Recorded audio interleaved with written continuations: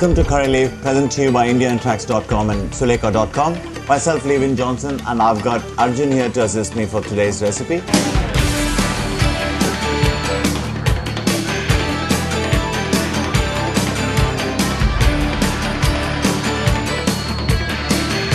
Today's recipe is going to be Vazhathandu Poriyal. Vazhathandu is the stem of the banana tree itself. And I'm just going to quickly run through what you might need for this recipe.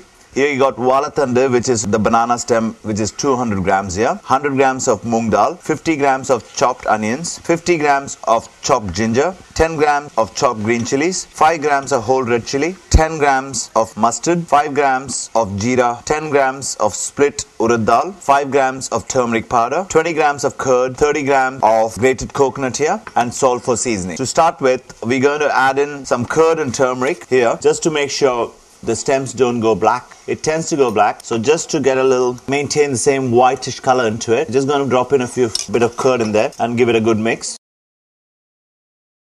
What you see in here, what we're trying to do in here, after you've tried to chop the Vazhathandu, the banana stem, it does tend to have strings here. So before we start cooking or going ahead with the recipe, what you're trying to do is just whisk off and just break the threads, so that when you talk in, it's just nice and floury and it does fall apart separate like that. And you could add in water, and what you added in here is a bit of turmeric and the curd, just to make sure it doesn't go black. And you could break the strings either with a whisk, or probably you could just do it like that and just still break the strings there.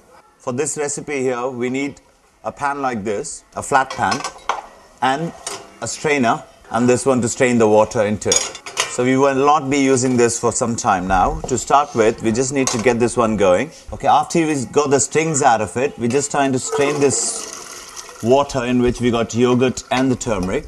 And what we need is just the Vazhathandu, and that goes into the pan here with just fresh water. Just enough water to cover it. And let this, then we got moong dal here, bit of salt, and leave it on to blanch or boil for almost 10 minutes. This has been on for almost 10 minutes, and you could just pick this and just try one of these lentils here if it's cooked, and if it does really get mashed. It doesn't have to be totally mashed because the cooking is not finished yet. So as you can see, it starts to break here, and you could also mash this up. So that's perfect. We're going to strain this off. You got the Vazhathandu, the banana stem here, it's nicely blanched, and the moong dal. You got a pan back on here. You can start with oil for the tempering. You can start with the dry red chilies. Just take off the stem and just break it into little pieces in here. Then the mustard, cumin, urad dal. When it starts to crackle, you can get in the chopped onions. Make sure it doesn't burn, otherwise you can adjust the flame at this stage. Chopped ginger and the green chilies. Just as you see that the onions will start to get a bit translucent here, and it's nice and soft, and you could put in the Vazhathandu and the moong dal mix. Add in the salt, give it a good stir, and get the lid back on here so that the flavors all come together of the tempering. Just a little sprinkle of water, and then the lid back on. The lid has been on for 2 minutes and back again. A nice good stir here. Check for the seasoning at this point. Adjust the seasoning. And the last thing to go in here is the grated coconut. You could just save some to garnish. You'd switch the flame off, and it's Vazhathandu Poriyal is ready to be served. Bit of grated coconut on the garnish, and that's ready to be served.